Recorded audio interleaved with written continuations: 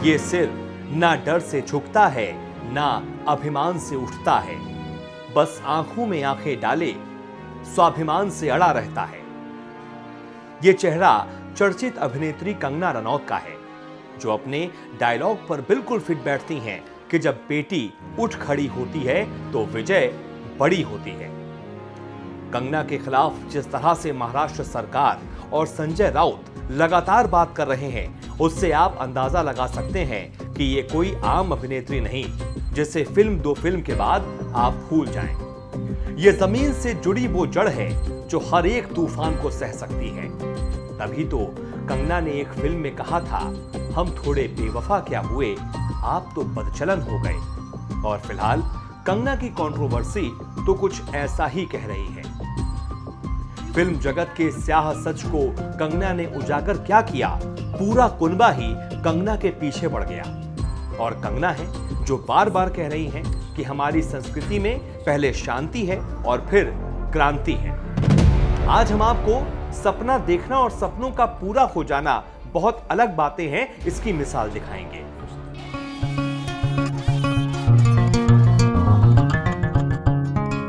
कैसे हिमाचल प्रदेश के एक छोटे से कस्बे से पहाड़ों को पाटकर मुंबई की चकाचौंध भरी जिंदगी में कंगना ने नाम कमाया।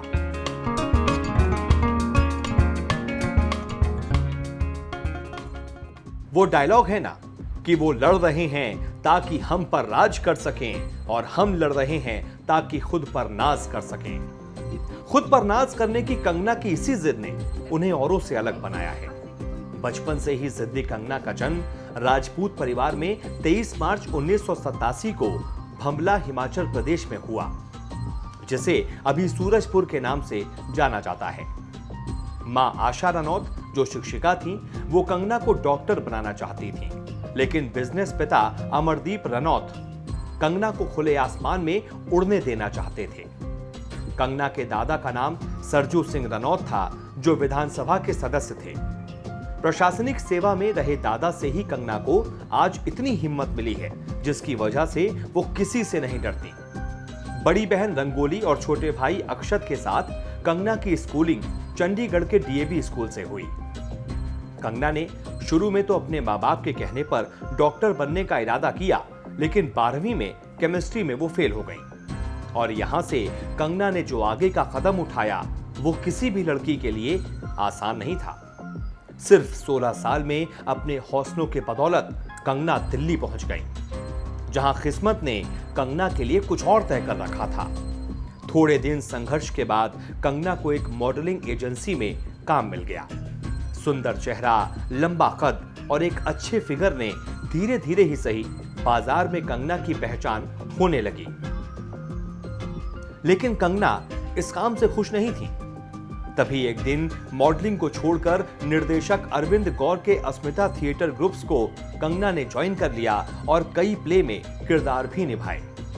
एक इंटरव्यू में अरविंद गौर ने कहा था कि एक प्ले में एक लड़का सही समय पर नहीं पहुंच पाया था, जिसकी वजह से कंगना ने अपने किरदार के साथ साथ उस लड़के के किरदार को भी निभाया। इसके बाद कंगना की काफी तारीफ होने लगी। लोगों ने कंगना का हौसला बढ़ाया और कंगना के कदम मुंबई की ओर बढ़ चले। कहते हैं कि कंगना ने फिल्म के लिए मुंबई में काफी संघर्ष किया। कहते हैं कि संघर्ष के दिनों में कंगना ने सिर्फ अचार और ब्रेड खाकर अपना गुजारा किया। कंगना के फिल्मी करियर की बात करें तो सबसे पहली फिल्म उनकी गैंगस्टर थी। महेश भट्ट और अनुराग बसु के एक्सपीरियंस ने कंगना के अभिनय को ऐसा निखारा कि 17 साल की इस लड़की की दुनिया दीवानी हो गई। कंगना को इस फिल्म के लिए बेस्ट फीमेल डेब्यू का अवार्ड भी मिला। इसके बाद कंगना ने पीछे मुड़कर कभी नहीं देखा। Woh Lamhe, Life in a Metro, Fashion, Once Upon a Time in Mumbai जैसी फिल्मों में कंगना ने अपने अभिनय की अलग ही छाप छोड़ी। कंगना के लिए बॉलीवुड में कहते हैं कि वो फटाफट फिल्में साइन नहीं करती। फिल्म की स्टोरी में जब तक कंगना के लिए कुछ अलग करने के लिए नहीं होगा, तब तक वो फिल्म को साइन नहीं करेंगी। इस बीच कंगना की कई फिल्में फ्लॉप भी हुई, लेकिन कंगना के अभिनय में लगातार निखार आ रहा था।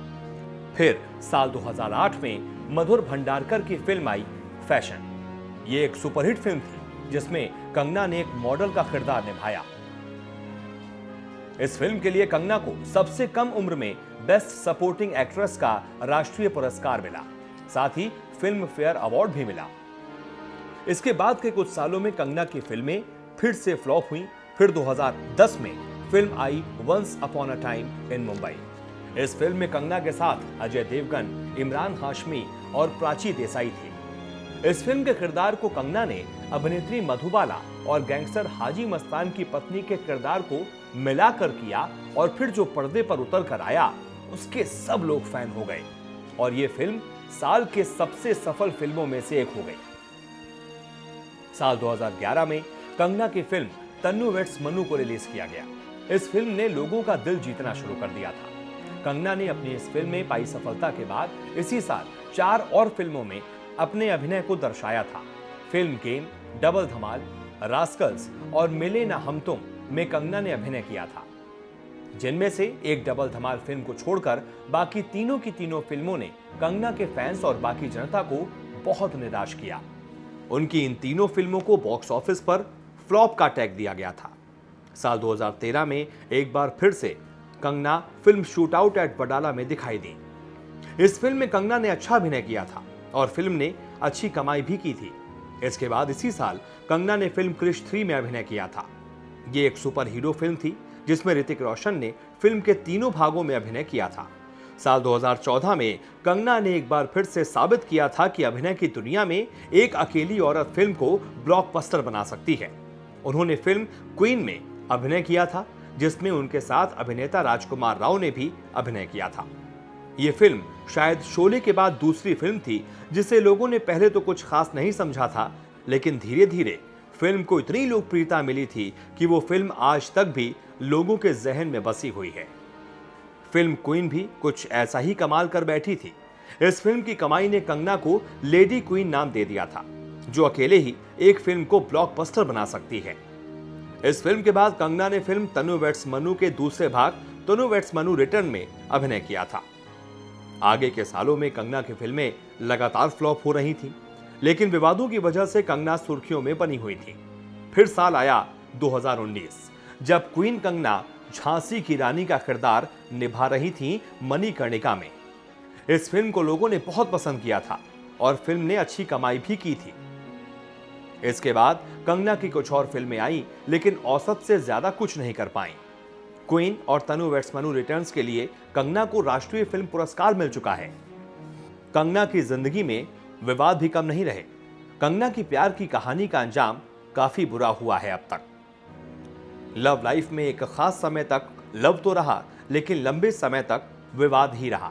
ये एक ऐसी अदाकारा हैं जिन्होंने अपने विचारों और सोच को खुलकर मीडिया के सामने रखा। जो भी कहा मीडिया के सामने बहुत ही स्पष्ट, बिना झिझक के कहा, जिससे ये विवादों में घिरी नहीं। इनकी अभी तक की लाइफ में ऐसा कोई बहुत बड़ा विवाद सामने नहीं आया है। जब भी कोई विवाद हुआ वो उनके बॉयफ्रेंड्स से संबंधित ही थे। आदित्य पंचोली के साथ विवाद। आदित्य पंचोली इनके बहुत अच्छे दोस्त थे। मीडिया में इन दोनों की गलत अफवाह फैल गई, जिसको इन्होंने कभी भी नहीं स्वीकारा। धीरे धीरे इन दोनों में विवाद हुआ, जिसके चलते इन्होंने आदित्य पंचोली पर आरोप लगाया कि शराब के नशे में इन्होंने मेरे साथ छेड़छाड़ की, साथ ही मुझे प्रताड़ित किया। इस बात की इन्होंने पुलिस रिपोर्ट भी कराई थी। अध्ययन सुमन के साथ विवाद। शेखर सुमन के बेटे अध्ययन सुमन और इनके प्रेम प्रसंग की खबरें सामने आईं, जिससे इन्होंने इनकार कर दिया। अध्ययन सुमन और इनके विवाद बहुत बढ़ गए थे, जिसके चलते अध्ययन सुमन ने इन पर आरोप लगाया कि नशे की हालत में इन्होंने बहुत बुरा व्यवहार किया, साथ ही साथ नीचा दिखाने के लिए निम्न स्तर की भाषा का इस्तेमाल किया। इतना ही नहीं, अध्ययन सुमन ने ही एक इंटरव्यू में कंगना के ड्रग्स लेने की बात की थी, जिस पर महाराष्ट्र सरकार ने जांच के आदेश दे दिए हैं। इसके बाद कंगना की जिंदगी में ऋतिक रोशन आए, जिनका विवाद भी काफी लंबा चला, और अब ताजा विवाद कंगना का बेबाकपन है। सुशांत सिंह राजपूत की मौत के बाद जस्टिस के लिए कंगना ने जो आवाज उठाई है, उसकी बानगी आज भी देखने को मिल रही है। सोशल मीडिया पर या वीडियो के जरिए अपनी हर बात को कहने से गुरेज नहीं करती हैं कंगना। तभी तो कंगना ने आरोप लगाया कि बॉलीवुड के गैंग की वजह से सुशांत की जान गई।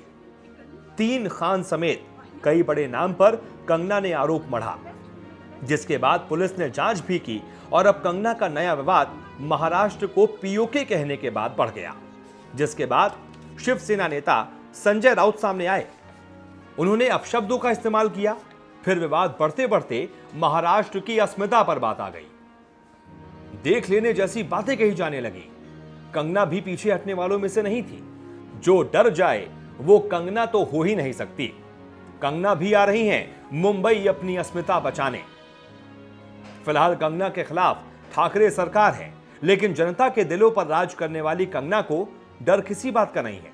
निकल पड़ी हैं एक बार फिर से छोटे शहर से मुंबई की ओर। पिछली बार जब घर छोड़ा था तो फिल्म में बहुत बड़ा मुकाम पाया था और अब कंगना फिर निकली हैं सियासतदानों को जवाब देने। अपने दर्शकों के सपोर्ट के भरोसे पूरी महाराष्ट्र सरकार कंगना को रोकने में लगी है, लेकिन उन्हें पता नहीं है कि जिद्दी कंगना अब कहां रुकने वाली है। बीएमसी कंगना का ऑफिस तोड़ना चाहती है, लेकिन वो भूल गए हैं कि भारत में एक मुकाम पर पहुंचने वाली लड़की का 15 साल का सपना केवल इसलिए तोड़ा जा रहा है क्योंकि उसमें सरकार और सिस्टम के खिलाफ आवाज उठाने का दम था। लेकिन कंगना को जानने वाले तो यही कहते हैं कि आप कंगना के सपनों को भले ही तोड़ दें, लेकिन उनकी हिम्मत को कभी नहीं तोड़ पाएंगे।